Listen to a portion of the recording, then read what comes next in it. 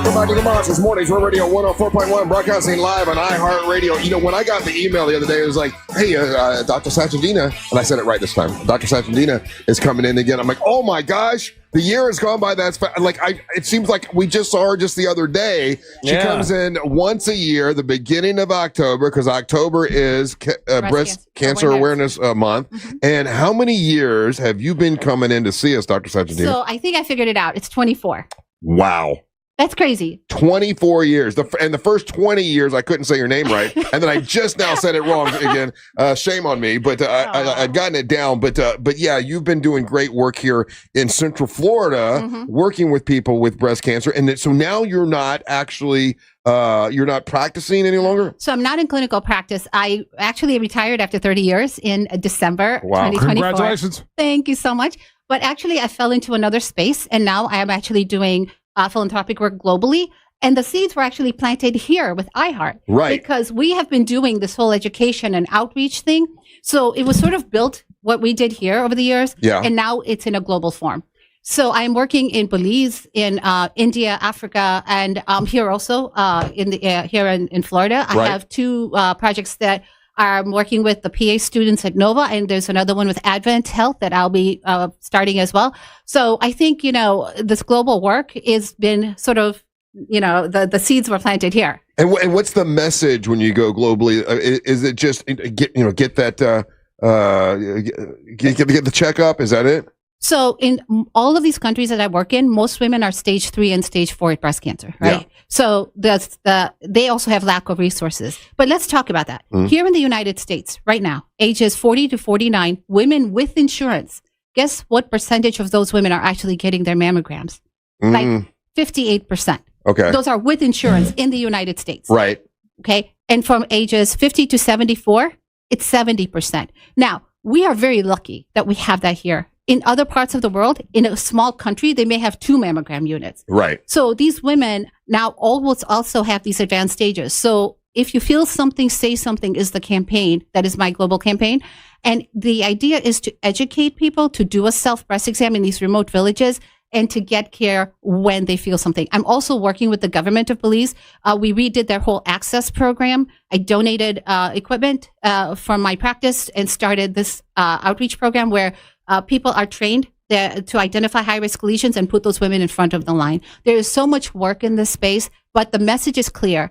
2 things. One is use your fingers, do a self-breast exam. And if you feel something, say something. So that has been sort of the bigger global message. Right. And early detection, and I talk about this with the cancer screening fund that I started, like early detection is the key to everything when it comes to cancer. Exactly. Yeah. So also in this space, in this work, now the word cancer scares people. Sure it does, yeah. Guess what? Let's not use it. Okay. Let's talk about breast health. Let's talk about breast wellness. In these countries, in these poorest areas, to the CEOs here in the United States, guess what? The one thing they share? Denial. Mm-hmm. So if they feel something, you can't hide from it. If you, like you said, if you find something, right? If it's caught early, then you need to do something about it. So let's talk about breast wellness, not breast cancer anymore, right? So if you go and get your physical, right? What are they going to do? They're going to check your sugar to make sure you're not a diabetic. Right. They're going to check your blood pressure, right? To make sure you're not hypertensive. Right. And if you're a woman, get your mammogram and do your self-breast exam. It's all part of breast wellness, is it not? Like we always talk about cancer and it's so scary. But is that not what we have been promoting all these years? Do you think women don't go and of course men get breast cancer as well? We always talk about that, but do you think women don't go because I'm afraid to find out, or it's uncomfortable to have that thing squish your boob? Like what's the reason that I know the reason? Yes, Daisy. What would be the reason you don't get? The real reason is because we train our husbands and boyfriends to feel on them all the time. And then since they are like, no, they're totally fine, we trust their judgment. It's men's fault. Oh, it's men's fault. 100%.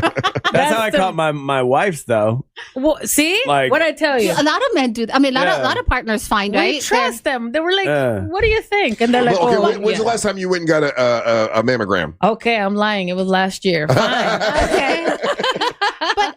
But I don't have a boyfriend since last year. Okay, to be fair. Yeah. But I think if you treat this as wellness, because that is really what this is it not? Yeah. Like we always talk about things in terms of, like, think about a cardiologist, right? If all we talked about is heart attacks, is anybody going to go and get their EKG? because they're scared that they may have a heart attack. It's similarly, if you get your mammogram, if it's caught early, right?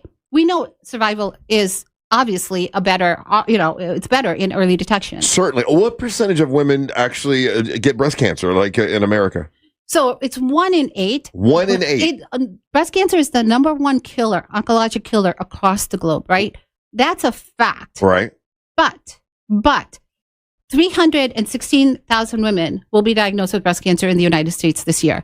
But guess how many people will be getting their mammograms? A heck of a lot more than that, which means that, again, right? Yes, if you are detected and it's early, you have survival. But think of this as wellness, right? Go and get your mammogram. Treat this as part of your wellness. And then, God forbid you find something, what's going to happen? It's going to be found early, which means that you will have a better outcome. Who's more receptive to your message, to actually listening to you and going and getting the mammogram? Americans, or when you go to Belize or you go to some of these other countries, do they listen and do they actually follow?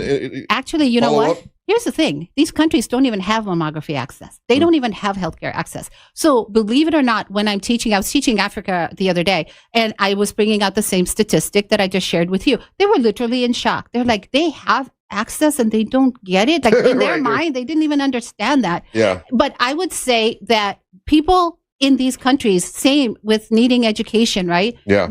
In some of these countries, they don't even know what a self-breast exam is. Right. Here in the U.S., only about 40% of the women actually do a self-breast exam. Your fingers are treat them as part of your wellness. Do a breast check once a month a week after your period if you're having it.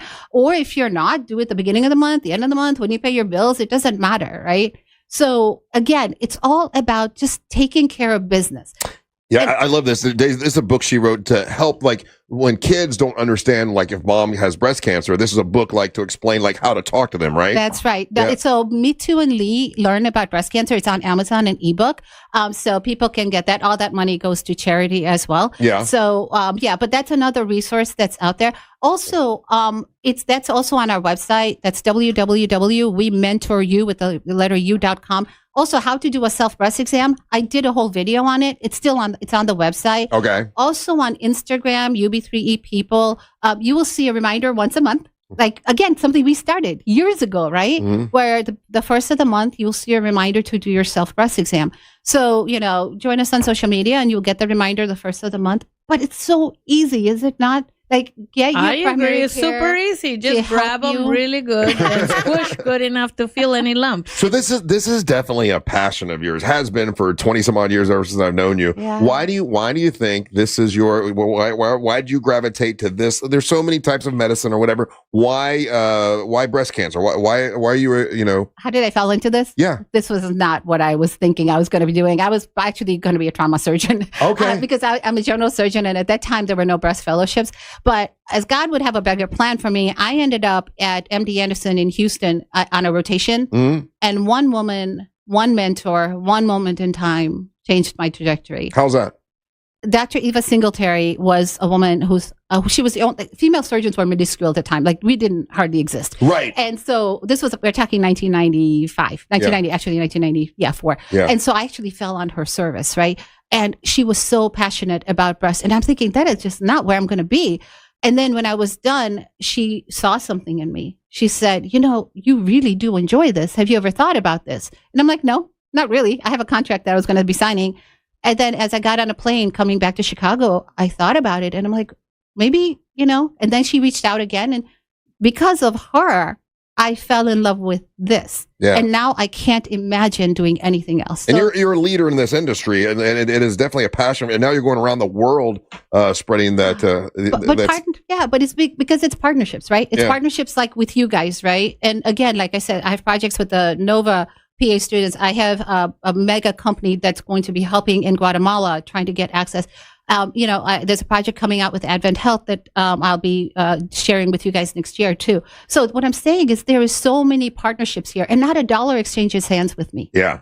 Well, I asked you that question because I'm now passionate about getting people to get that early detection. Because since you were here last year, mm-hmm. my sister had cancer. It was stage 4. She mm-hmm. died. She passed away. I'm sorry. And I promised her that I would I would start this nonprofit to help other people. So now it's a way I'm dealing with her loss, right? Exactly. Is by helping people, get that early detection. If you can save one life, kind of a thing. So that's my motivation for being about it. And I'm sure you have stories like that. Exactly. And you know what? What you just did, you took something bad and you put it into something positive. If we could connect dots like that, like what you're doing with others, we can scale up impact. Right. And that is my goal. That is what I do. That is what UB3E does.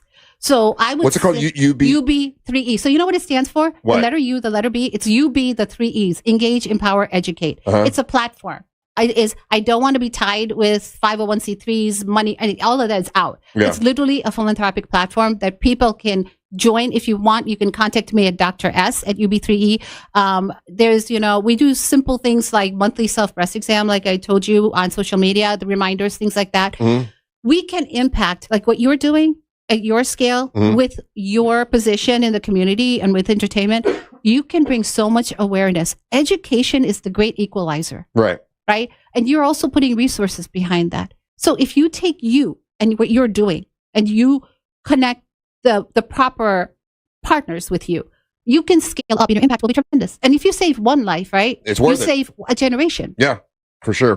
Yeah. Well, Dr. Sachedina, always great to see you. I can't believe it's been another year. Thank you for having me. Of course, really you're always it. welcome, and thank you for all the work you're doing. Where are you going next? Where you flying off to next? Actually, I leave in 2 weeks. I'm going to Dubai and I'm going to India, and then I'll be going to Europe. So wow. It's a lot, yeah. But the philanthropic work actually in Kathmandu as well. I'll be at the hospital there doing a tour as well. So it's, again, and also in Africa, I'm doing some projects. So anyway, so a lot is going on in my life, but I'm so happy to share all this with you. And thank you for giving me the opportunity to be here. Always great to see. And early detection is a game changer for sure. And congratulations on your nonprofit. I wish you luck. Thank you very much. I appreciate that. All right, we'll take a little break. We come back. We got news from the headlines. Don't go anywhere. You're listening to the Mantra of the Morning. Hey, y'all, it's fall. Try the new pumpkin spice